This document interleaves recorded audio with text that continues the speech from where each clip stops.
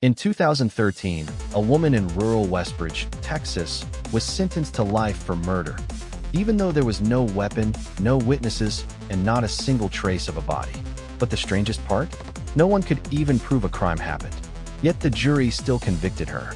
This is the story of Marla Devlin, the woman the media called the killer without a crime. And the deeper you dig, the stranger it gets. It began with a disappearance. A quiet, ordinary guy named Ethan Rowe, Marla's neighbor. He didn't show up to work. He didn't answer calls. His truck remained in his driveway, keys still inside. No signs of forced entry. No signs of struggle. Just nothing. The sheriff questioned Marla because she was the last person seen speaking to Ethan. Witnesses said they chatted outside their homes the night before he vanished. A normal conversation. At least, that's what it should have been. But investigators claimed something was off about Marla. Too calm, too composed, too rehearsed. That was enough for them to dig deeper. And that's when the inconsistencies began piling up. Officers searched Marla's home. They expected blood, clothing, fingerprints, anything. They found none. They searched her truck. They searched her backyard. They even tore up the old wooden flooring in her living room. Still nothing. Not even a trace of Ethan. But then the sheriff claimed Marla's timeline didn't add up. She said she went to bed early. A neighbor said they saw her porch light turn on after midnight. Marla said she never entered Ethan's home. A detective said her body language suggested she was lying. Marla had no criminal record, no violent history, no motive anyone could prove. Still, rumors started spreading. Whispers in grocery store aisles. Accusations at church. People said they always felt uneasy around her, even if they couldn't explain why. The town decided Marla was guilty long before the court did. And then the twist came.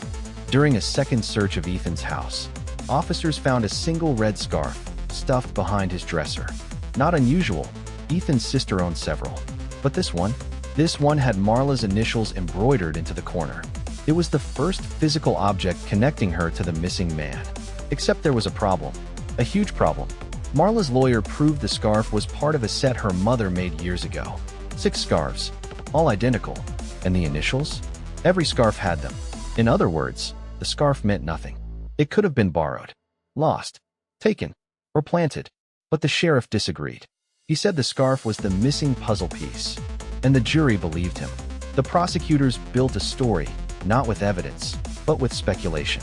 They claimed Marla was obsessed with Ethan, that she had a hidden rage, that she became jealous when she found out Ethan was dating someone from work. No texts, no letters, no witnesses, just assumptions.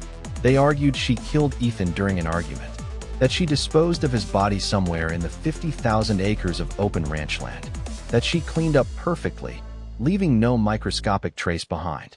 But here's the strangest part. The prosecution never explained how she supposedly moved the body. They never explained where she supposedly hid it. They never explained why she did it. And still, the jury declared her guilty.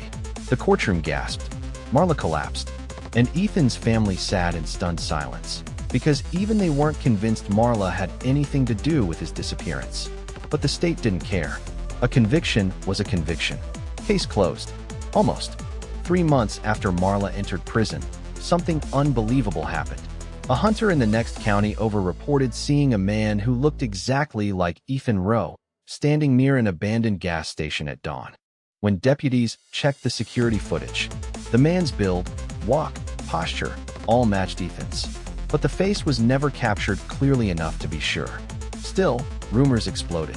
Had Ethan faked his disappearance? Was he alive? Or was the hunter mistaken? The sheriff dismissed it, said it was coincidence. But the report was buried quickly. Too quickly. Almost like someone didn't want the case reopened. A month later, Marla's sister received a letter. No return address. No name. Just a single line. She didn't kill me. Stop looking. The handwriting was shaky. The paper smelled faintly of gasoline. Experts couldn't confirm it was Ethan's handwriting, but they couldn't rule it out either. The sheriff called it a hoax. The family wasn't so sure.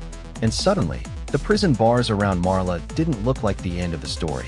They looked like the beginning of something much darker. Something intentional. Something orchestrated.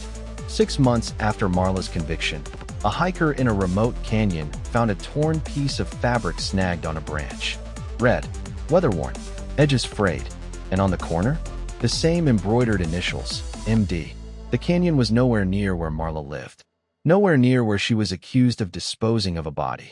Nowhere she had ever been. Which raises questions the sheriff refuses to answer. How did that scarf get there? Why does the evidence keep appearing in impossible places? And who is planting it? Because one thing is becoming clear. Someone is manipulating this case. And whoever they are, they're not done yet. Last week, a guard found something wedged under Marla's prison cell door. A small scrap of paper. No message, just a single fingerprint. A fingerprint that lab analysts say doesn't match Marla, doesn't match the guards, doesn't match anyone in the prison system. But it does match someone else. Someone who was officially declared missing. Someone who was supposedly dead. Someone the state claims Marla murdered. Ethan Rowe.